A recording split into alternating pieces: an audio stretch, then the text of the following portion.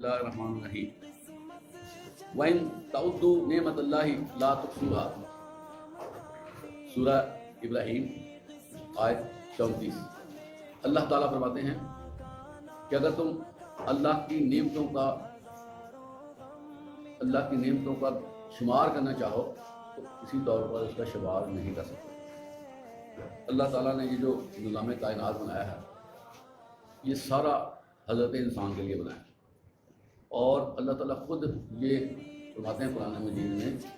ما خلقت ھذا باطلا، کوئی بھی چیز ہم نے ایسی نہیں بنائی جس کا فائدہ نہ ہو، اور ہر چیز انسان کو کسی نہ کسی طریقے سے ڈائریکٹ یا انڈائریکٹ فائدہ دیتی ہے۔ اب دیکھیں سورج نکلتا ہے لیکن اس کی شعاعیں لیزر زمین پر کیسے آتی ہیں کہ اللہ تعالیٰ نے ایک اولان کی تہ بنائی ہوئی ہے، اس میں سے گزرتی ہے، اور جو اس کی شعاعوں میں شدت ہوتی ہے یا خطرے والی ہوتی ہیں، جیسے جلدی کینسر بھی ہو سکتا ہے، اللہ تعالیٰ نے اوزین کی تہ بنا کے وہ جلدی کینسر سے انسان کو بچایا۔ اس کے علاوہ بھی سورج کی جو شعاعیں ہیں وہ پودوں پہ بھی پڑتی ہیں، باقی چیزوں پہ، تو منفی اثرات اس کے نہیں ہوتے۔ اسی طرح آپ سمندر دیکھ لیں،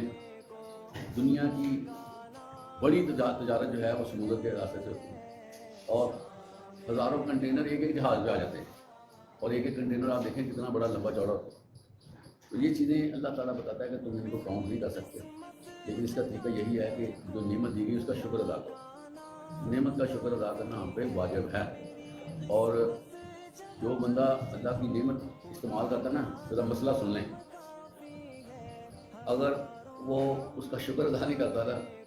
اس کے ساتھ پہ کھڑی ہو جاتی ہے۔ مثلا ہم نے روٹی کھانی شروع کر دی، نہ ہی پہلے بسم اللہ کا آغاز کیا اور نہ ہی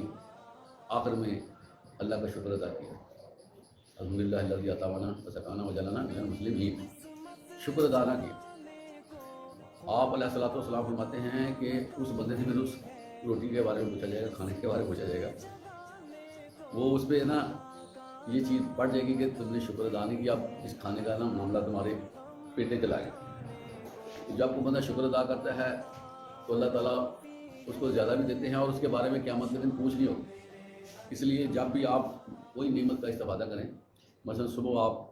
دھلے ہوئے کپڑے پہنتے ہیں، اللہ کا شکر کریں گے، یا اللہ کا شکر اچھے کپڑے، چہرہ دیکھیں تو چہرہ دیکھنے کے بعد اللہ کا شکر کریں گے، یا اللہ تم نے اچھی شکل بنائی ہے، میری سیرت بھی اچھی کر دیں۔ اسی طرح ہر موقع پر شکر واجب ہے۔ اگر ہم چلتے ہیں نا، ہم چلتے ہیں اس وقت بھی شکر بنتا ہے کہ یا اللہ تیرا شکر ہے تو نے چلنا نصیب کیا ہے۔ بہت سے لوگ ایسے ہیں جو ویل چیئر پہ چل رہے ہیں جن سے بالکل چلا نہیں ہوتا، بہت سے لوگ ایسے ہیں جو چلتے ہیں سانس چڑھ جاتا ہے، چلا نہیں جاتا۔ تو دیکھیں ایک ایک نعمت اس کی کتنی بھاری اور مہنگی ہے، اور اس لیے اللہ کے ساتھ چاہت اور محبت رکھنی چاہیے۔ قرآن مجید میں اللہ تعالیٰ فرماتے ہیں والذین آمنوا اشد حبا للہ، جو ایمان لانے والے ہیں وہ اللہ سے بڑی محبت کرتے ہیں۔ والذین آمنوا اشد حبا للہ، یہ بڑی اہم آیت ہے، اس کو ذرا ذہن میں رکھا کریں کہ کیا ہم بھی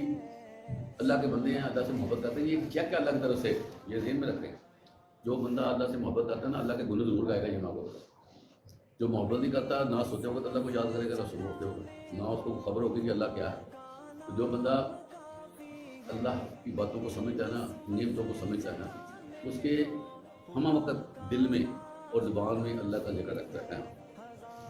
اس کے بعد آپ دیکھیں کہ اللہ تعالیٰ نے انبیاء کرام کا ایک وسیع و عریض سلسلہ جاری فرمایا، 1,24,000 کم و بیش انبیاء کرام رکھے، جنہوں نے دل و جان سے اللہ کے پیغام کو لوگوں تک پہنچایا اور لوگوں کو آگ سے بچانے کی بھرپور کوشش کی،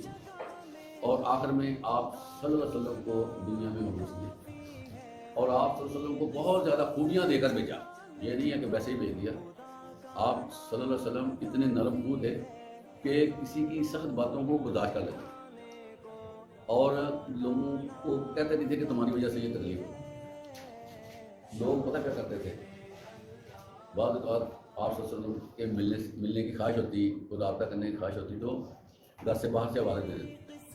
اللہ کے نبی نے نہیں کہا کہ تم کس طرح مجھے آواز دیتے ہیں، یا محمد کہتے ہیں اور اونچی آواز میں۔ اللہ تعالیٰ نے فرمایا کہ اگر تم نے میرے محمد صلی اللہ علیہ وسلم کو اونچی آواز میں بلایا نا، جس طرح آپس میں بلاتے ہو،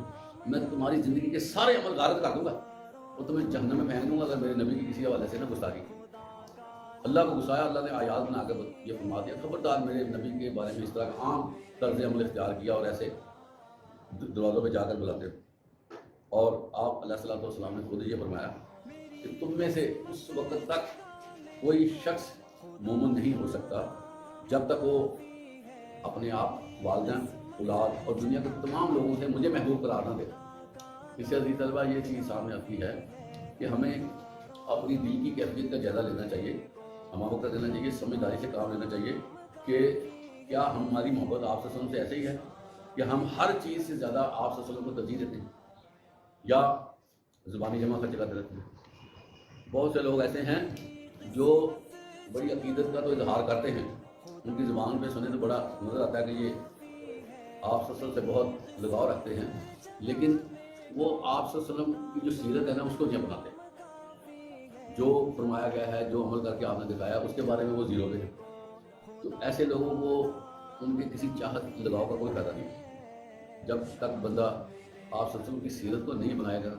اس وقت اللہ کے ہاں اس کی محبت گنی نہیں جائے گی، بلکہ وہ الفاظی گنی جائے گی اور جو ہے وہ اللہ تعالیٰ اس کو بیٹے بھی دیں گے۔ عزیز طلبہ،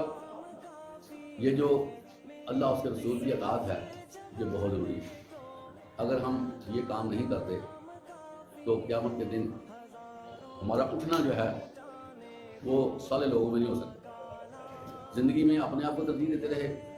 اور آپ صلی اللہ علیہ وسلم اور اللہ تعالیٰ کی ذات سے کوئی عقیدت محبت نہ رکھی، تو جس طرح ہم نے نہیں رکھی ہوگی قیامت کے دن ہمیں بھی ایسے ملے گا کہ جاؤ، اللہ نے ان کو لفٹ نہیں کروائے